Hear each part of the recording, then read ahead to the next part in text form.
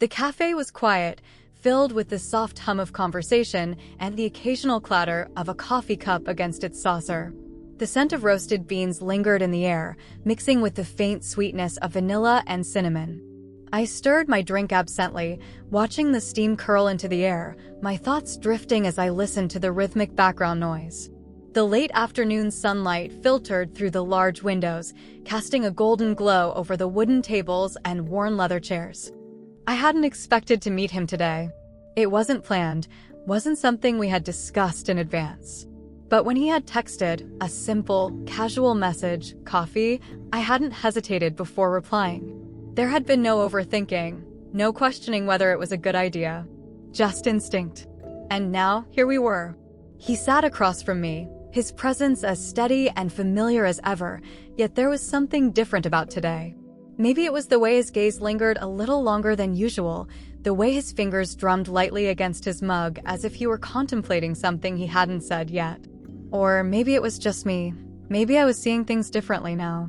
The truth was, we had spent countless afternoons like this before, sitting in the same cafe, sipping our drinks and talking about everything and nothing. But today, there was something in the air, something unspoken pressing against the edges of our conversation, thick and inescapable. I took a slow sip, savoring the warmth, the rich bitterness grounding me. "You've been quiet." His lips quirked slightly, but his expression remained unreadable. "Just thinking." I tilted my head, watching him closely. "About what?" For a moment, he didn't answer. Instead, he looked down at his drink, swirling it slightly before exhaling, as if trying to decide how much to say. And then, just as I was about to press him further, he did something I hadn't expected. He reached across the table, his fingers skimming over my wrist before curling gently around my hand.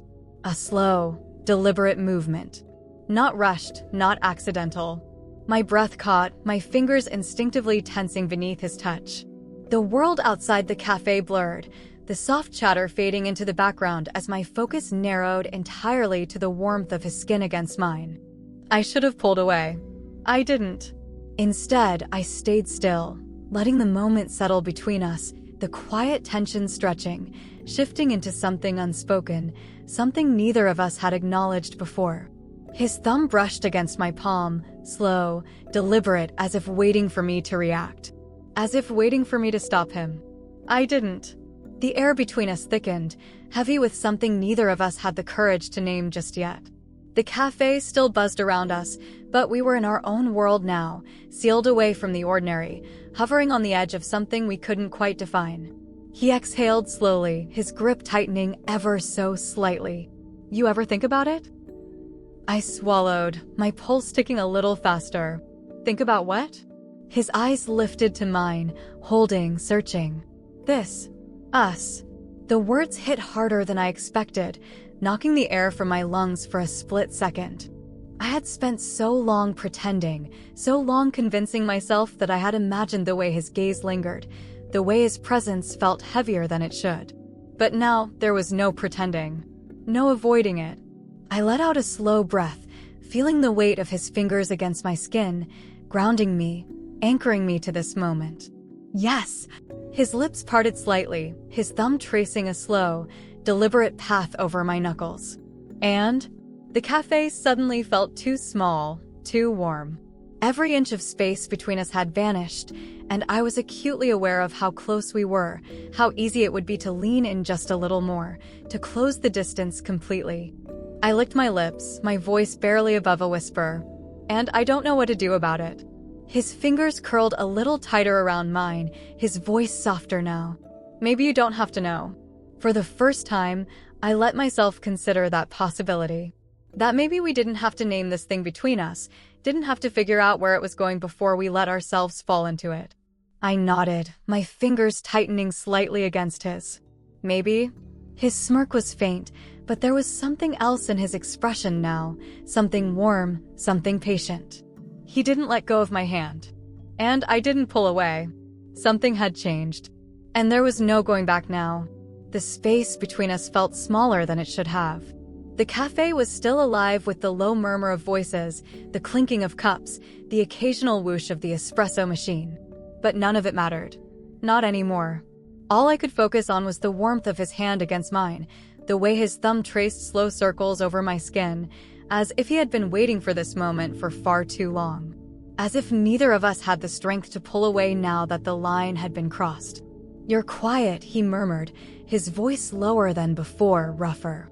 I swallowed, forcing my breath to stay even, but it was impossible when every nerve in my body was hyper-aware of him. "I don't know what to say." His smirk deepened, but there was something else in his expression now, something deeper, something more restrained. "You don't have to say anything. Just stay." Stay. Such a simple word, but the weight of it settled in my chest, pressing against something I hadn't been willing to acknowledge before. He shifted slightly, leaning in, his presence closing in around me, blocking out everything else. His fingers moved over mine again, a slow, deliberate motion, like he was memorizing the shape of my hand, the feel of my skin. "This isn't just coffee anymore, is it?" I whispered. His eyes darkened, his grip tightening just slightly. "No." I exhaled, my body reacting before my mind could catch up, tilting ever so slightly toward him. The edge of the table pressed against my stomach, grounding me, reminding me of where we were, but it didn't matter. Not when his fingers brushed up my wrist, slow, testing, sending a quiet shiver down my spine. His thumb ghosted over my pulse point, and I knew he could feel the way it raced, how unsteady it had become. He smirked, his voice softer now. "I think you like this more than you want to admit." I let out a slow breath, my lashes lowering. "Maybe?" His fingers slid higher, barely brushing the inside of my wrist, and it was the smallest, lightest touch, but it sent fire through my veins. My stomach tightened, a slow, curling warmth spreading through me as his hand moved, as his presence pressed closer. "Tell me to stop," he murmured, his voice rough, thick with something unspoken. I didn't. I should have. I should have reminded him that this was dangerous, that this wasn't something we could take back once the moment passed. But I didn't, because I didn't want him to stop. Instead, I tilted my head, watching him, daring him. "And if I don't?" His fingers stilled, his body tensing for just a fraction of a second before he exhaled, low and controlled. "Then I keep going." My breath hitched, my chest rising and falling just a little too quickly. The cafe around us didn't exist anymore. The weight of his gaze held me still, his hand pressing just slightly against mine, keeping me there, waiting.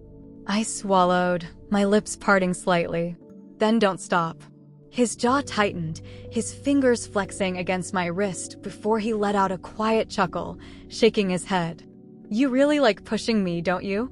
I smirked, my own hand moving now, my fingertips brushing along his palm, tracing the lines of his skin. "I think you like it." His breath came a little sharper this time, his hand tightening around mine. More than I should. Another pause, another moment where we hovered on the edge of something inevitable. Then, slowly, he lifted my hand, bringing it to his lips, his breath warm against my skin as he pressed the softest, lightest kiss against my knuckles. The cafe faded away entirely. I exhaled shakily, my stomach tightening, my entire body burning from a touch so simple, yet so consuming.